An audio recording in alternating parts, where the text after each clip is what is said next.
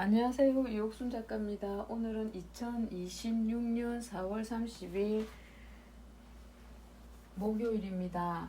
음력으로 3월 14일이기도 하고요.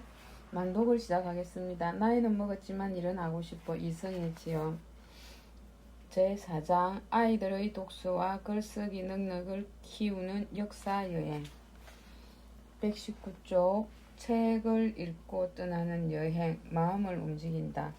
아이들과 다양한 방법으로 책을 읽어왔다. 책을 읽고 깨닫게 된 건 책 속에 나오는 현장을 직접 가보는 거였다. 청와대도 가보고 김구 선생 기념관도 다녀왔다. 신사임당 흔적이 있는 오죽헌도 방문했다. 그 외에도 전주 한옥마을이나 미술관, 음악회 등 여러 곳을 다녔다. 이런 경험을 통해 역사를 주제로 한 여행이 독서에 유익하다는 걸 알았다. 역사 이야기는 책으로만 읽으면 지루하게 느껴진다. 하지만 여행하며 첫판이 내용도 쉽고 재미있게 알아간다. 앞으로도 여행을 통해 더 많은 걸 알려주고 싶다. 그래서 역사 여행 후 좋았던 점들을 정리해보았다. 첫 번째, 준비된 여행이었다. 역사 여행을 떠날 때는 먼저 어떤 인물이나 그 인물과 관련된 장소를 정했다. 그리고 거기에 맞는 책을 찾아 읽었다. 책을 읽으며 역사에 얽힌 유래나 배경 지식을 익혔다. 책에서 얻은 정보만으로 부족하다 싶으면 인터넷에서 자료를 더 찾아보았다. 이렇게 공부를 한 뒤 마지막으로 실제 장소를 방문하여 전문 해설사에게 설명을 들었다.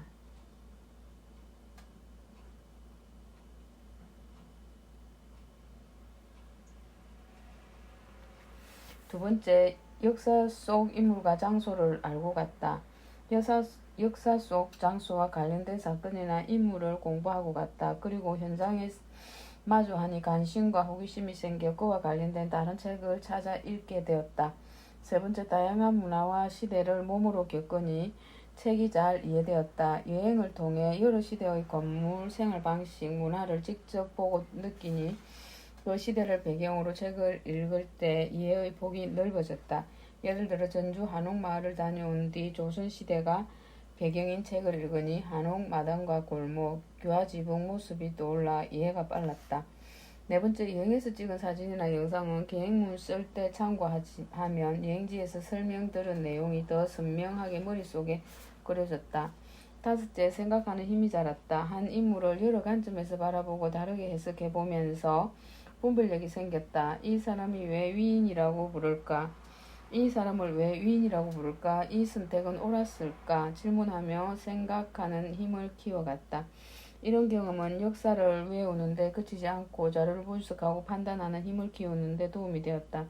나는 기억에 남을 만한 추억도 되고 교육적으로 도움이 되는 게 역사 여행이라 생각한다. 아이들이 여행 갈 곳을 찾아보았다. 안동 향화마을과 민속박물관, 강화도 고인돌 유적지와 강화산성, 공주 무령 왕릉과 부여 백제 문화단지 등을 찾았으나 가장 마음 가는 곳은 경주였다.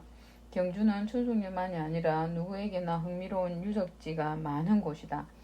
불국사와 석굴암, 첨성대와 여러 왕릉까지 신라시대 유적지를 돌아보면 우리 역사와 민족에 대한 자부심도 높아지리라 본다.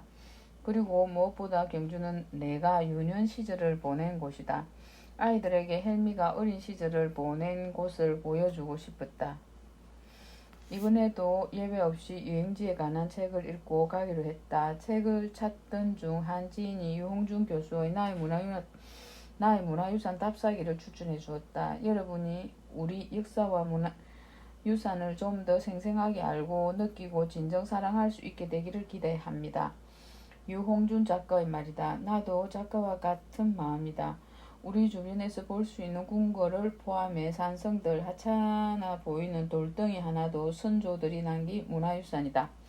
내가 우리 집 마당인 듯 뛰어놀았던 분황사도 그때는 그냥 놀이터였다. 지금 알고 보니 분황사는 신라가 삼국 동일할 때 사회적 정치적으로 중요한 역할을 했던 곳이다. 우리가 올라가 놀던 석탑이 우리나라에서 가장 오래된 모전 석탑이다. 이때 이 사실을 알았다면 탑 속으로 기어가 놀았을까 싶다.